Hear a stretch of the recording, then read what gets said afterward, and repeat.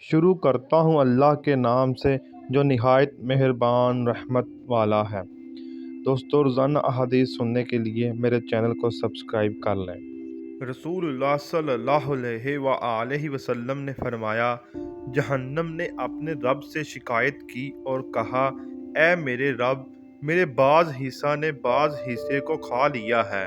تو اللہ تعالیٰ نے اس کو دو سانسیں عطا کیں، ایک سانس سردی میں، دوسری گرمی میں۔ تو سردی کی جو شدت تم پاتے ہو وہ اسی کی سخت سردی کی وجہ سے ہے، اور جو تم گرمی کی شدت پاتے ہو یہ اس کی گرم ہوا سے ہے۔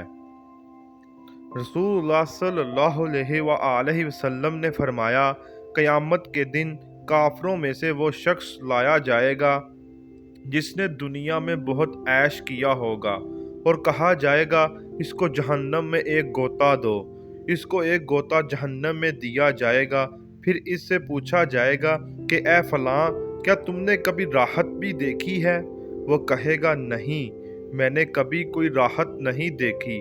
اور مومنوں میں سے ایک ایسے مومن کو لایا جائے گا جو سخت تکلیف اور مصیبت میں رہا ہوگا، اس کو جنت کا ایک غوطہ دیا جائے گا، پھر اس سے پوچھا جائے گا کیا تم نے کبھی کوئی تکلیف یا پریشانی دیکھی؟ وہ کہے گا مجھے کبھی بھی کوئی مصیبت یا تکلیف نہیں پہنچی۔ نبی اکرم صلی اللہ علیہ وآلہ وسلم نے فرمایا، جہنم کی آگ ابن آدم کے سارے بدن کو کھائے گی سوائے سجدوں کے نشان کے۔